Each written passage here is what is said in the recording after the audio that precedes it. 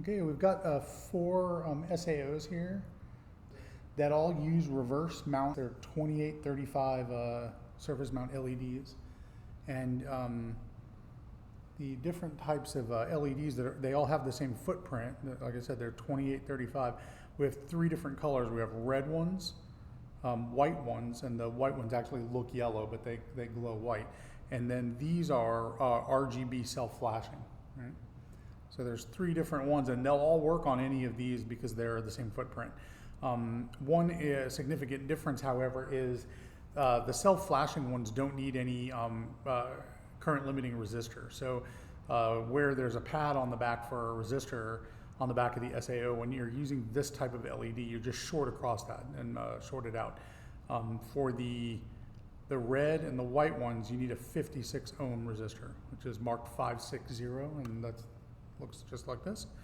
And then there's a connector, which you just need a 2x3 header connector, so you just cut it off of a strip like this, or if it's already cut, it cuts down, it looks like that. All right, so let's go ahead and build one of these up. I'm going to flip them over real quick so we can see that on the back they all have exactly the same LED footprints, although they're in different quantities. So this mask one has two LEDs and the one resistor and then the header. And again, let me just reiterate, if you put the RGB LEDs on here, which are the ones that have a clear lens, then this just gets shorted out. You don't actually put a resistor there. And that's true for all of them. The Artemis rocket only has one LED, and we recommend putting a red one on here to make the flames on the rocket look red. But if you want to have them flash RGB, that's kind of cool too. I mean, kind of wacky. And then again, there's the one resistor. And then the mushroom has three LEDs, and the default color for there would be to use the white LEDs, and then the white LED does require the 56 ohm resistor, and then like all of them, you need the SAO header to plug it in. And our little BitHead mascot, logo mascot, has two LEDs for his eyes, and you can make those white. I guess you could make them red if he's demonic, or you could put the flashing RGB ones in there, and again, with the RGB ones, you'd short this resistor out. And they all get soldered exactly the same way. We'll get some detail on that. Maybe we'll go ahead and make up the Artemis one, since it's got the least number of parts, and we will put the recommended red LED on there. But let's so maybe let's start with the red LED, which is the one that looks like this. It's film that came off of the reel, and let's look at this in a little more detail. It's if you look at the part itself, all three of the different LEDs have the same pads on the back. There's a big pad and a small pad.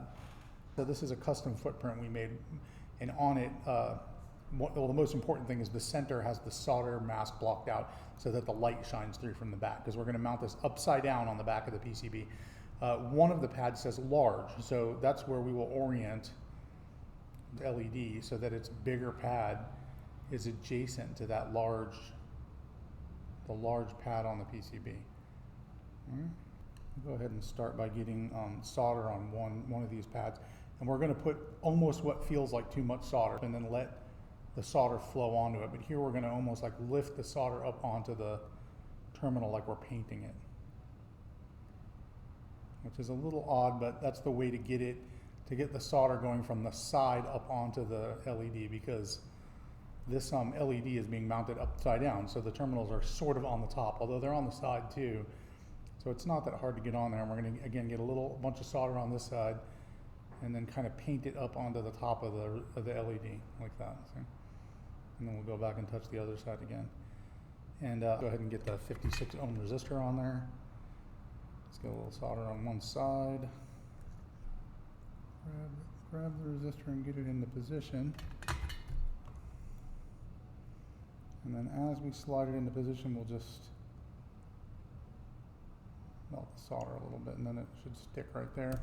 And then we'll get the solder on the other side, like that, and then just go back and flow this side again, just to make sure it's nice. And now we need to put our connector into place, and I like to get a bunch of solder on one pad, and then much like we just did with that resistor, I get that pad the solder on that pad molten while I move everything else into place. And then once that's sitting into place, we can go to the opposite corner and anchor that. And we want to get a decent amount of solder in there because this makes the connection both mechanical and electrical. So we want a good mechanical connection between this header and the board so that when this SAO is plugged onto a badge or a totem, that it's nice and strong. And that should be it. Let's go ahead and plug it in, get some power on it.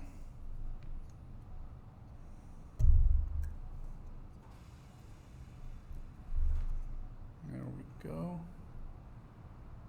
There's our Artemis rocket taking off into space with the red flames.